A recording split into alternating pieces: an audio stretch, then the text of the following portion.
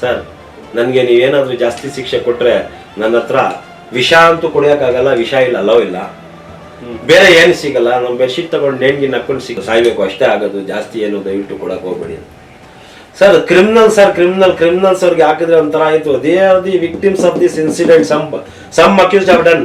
ಹಾಗೆ ಮಾಡಿದ್ರೆ ಸೊ ಇಷ್ಟು ಗ್ರೀವೆನ್ಸ್ ಆಗಿರ್ತದೆ. ಈಗ ಎಕ್ಸಾಂಪಲ್ ಒಂದು ಕೊಲೆನ 20 ಜನ ಸೇರಿ ತುಳಿದ್ಬಿಟ್ಟು ಮಾಡಿದ್ರೆ ಮಾಬುಗ್ಗಲ್ಲಿ ಕೊಲೆ ಆಯಿತು ಅನ್ನೋದಕ್ಕೂ ಒಬ್ಬ ಮರ್ಡರ್ ಮಾಡೋಕ್ಕೂ ಡಿಫ್ರೆನ್ಸ್ ಇದೆಯಾ? The grievance of the case ಯಾವುದು? ಒಬ್ಬ ಮಾಡೋದು, ನಾಟ್ 20 ಜನ ಮಾಡೋದು. 20 ಜನ ಪಬ್ಲಿಕ್ ಸೇರ್ ಮಾಡಿದ್ರಪ್ಪ, ಆಂಗರ್ ಅಲ್ಲಿ ಮಾಡಿದ್ರು ಅಂತ ಹೇಳ್ತಾರೆ ಅಲ್ವಾ? ಸೊ ಈ KGHಳ್ಳಿ DJಹಳ್ಳಿ ಪ್ರಕರಣದಲ್ಲಿ ಯಾಕೆ ಇಷ್ಟು ಘೋರವಾಗಿ ನಡ್ಕೊಂಡಿತ್ತು ಇವರು 473? ಯಾಕೆ ಸರ್ ನೀವು ಆ ಟೈಮ್ ಸ್ಟೇಟ್ಮೆಂಟ್ ಗವರ್ಮೆಂಟ್ ಸ್ಟೇಟ್ಮೆಂಟ್ ನೋಡಿಲ್ವಾ? ಇವರೆಲ್ಲ ಇದು ಭಯೋತ್ಪಾದಕ ಚಟುವಟಿಕೆಗಳು ಮಾಡಿದ್ದಾರೆ ಅಂತ ನಾನು ನ್ಯೂಸ್ ಚಾನಲ್ ಅಲ್ಲಿ ನೋಡಿದ್ನಲ್ಲ. 173 ಜನ ಭಯೋತ್ಪಾದಕರು ಕರ್ನಾಟಕದಲ್ಲಿ. ಯಾಕೆ ಹೇಳ್ತಾರೆ? ಎಲ್ಲ KGHಳ್ಳಿನ ಭಯೋತ್ಪಾದಕರು ಅಂತಾರೆ, ಬೇಕಾದ್ರೆ ಗೋರಿಕೊಳ್ಳಿ ಅವರು ಭಯೋತ್ಪಾದಕರು ಅಂತಾರೆ.